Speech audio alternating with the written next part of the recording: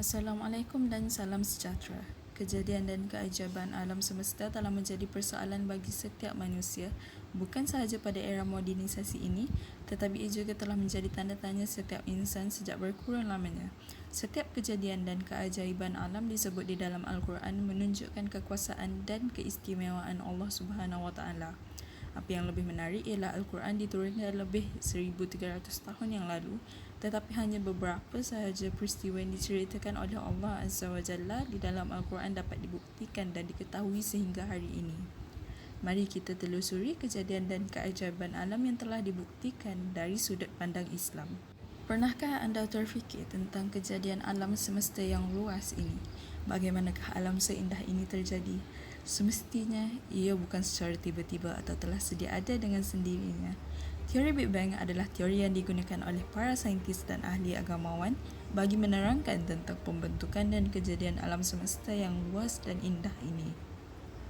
Alam semesta ini terbentuk kira-kira 13.8 bilion tahun yang lalu apabila alam yang pada awalnya bercantum seperti sebiji guli yang berketumpatan tinggi dan mempunyai suhu yang sangat tinggi, mengembang dan mengalami satu letupan yang kuat yang dinamakan Big Bang. Setelah berlakunya letupan yang dahsyat ini, alam semesta mula menyejuk, cukup untuk pembentukan subatom dan atom. Pada masa itu, alam semesta dipenuhi atom hidrogen dan helium. Apabila alam semesta mengembang, atom-atom ini bergabung membentuk galaksi dan di dalam galaksi-galaksi yang telah terbentuk, atom-atom yang ada di dalamnya pula membentuk bintang-bintang dan jasad-jasad yang seumpamanya. Teori ini telah diceritakan di dalam Al-Quran dalam surah Al-Anbiya ayat ke-30. Dan tidakkah orang-orang kafir itu memikirkan dan mempercayai bahawa sesungguhnya langit dan bumi itu pada asal mulanya bercantum sebagai benda yang satu. Lalu kami pisahkan antara keduanya dan kami jadikan dari air tiap-tiap benda yang hidup. Maka mengapa mereka tidak mahu beriman?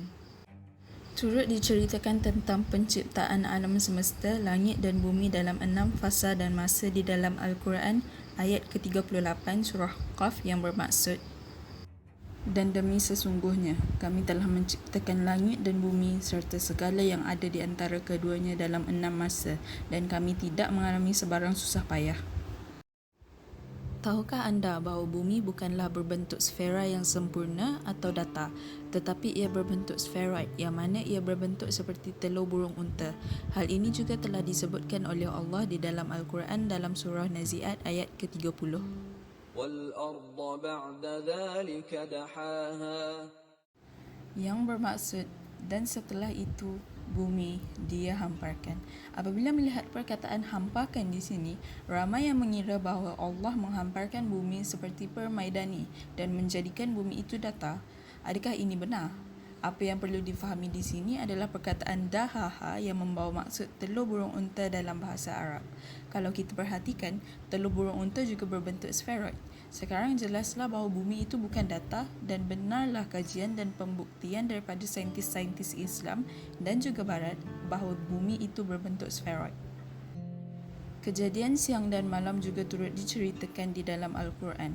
Firman Allah dalam surah Luqman ayat ke-29 yang bermaksud, tidakkah engkau memperhatikan bahawa Allah memasukkan malam ke dalam siang dan memasukkan siang ke dalam malam dan dia menundukkan matahari dan bulan masing-masing beredar sampai kepada waktu yang ditentukan. Sesungguhnya Allah Maha teliti terhadap apa yang kamu kerjakan. Pertukaran siang dan malam juga diceritakan dalam surah Yasin ayat ke-40 yang membawa maksud, tidaklah mungkin bagi matahari mengejar bulan dan malam pun tidak dapat mendahului siang. Masing-masing beredar pada garis edarannya. Kejadian siang dan malam ini membuktikan kekuasaan dan kebesaran Allah Subhanahu Wa Taala. Pertukaran antara siang dan malam juga telah membuktikan bahawa bumi berbentuk spheroid. Ia bukan berbentuk datar. Jika bumi ini berbentuk datar, bagaimana pertukaran siang dan malam boleh berlaku? Daripada dua ayat ini juga dapat kita ketahui bahawa bulan dan matahari masing-masing mempunyai paksi dan garis edarannya yang tersendiri. Bulan mengelilingi bumi, bumi mengelilingi matahari dan matahari mengelilingi pusat Bima Sakti. Betapa agung dan luasnya ilmu dan pengetahuan Allah yang mampu menciptakan langit dan bumi dengan segala keindahannya, yang jelas jauh lebih sukar daripada penciptaan manusia.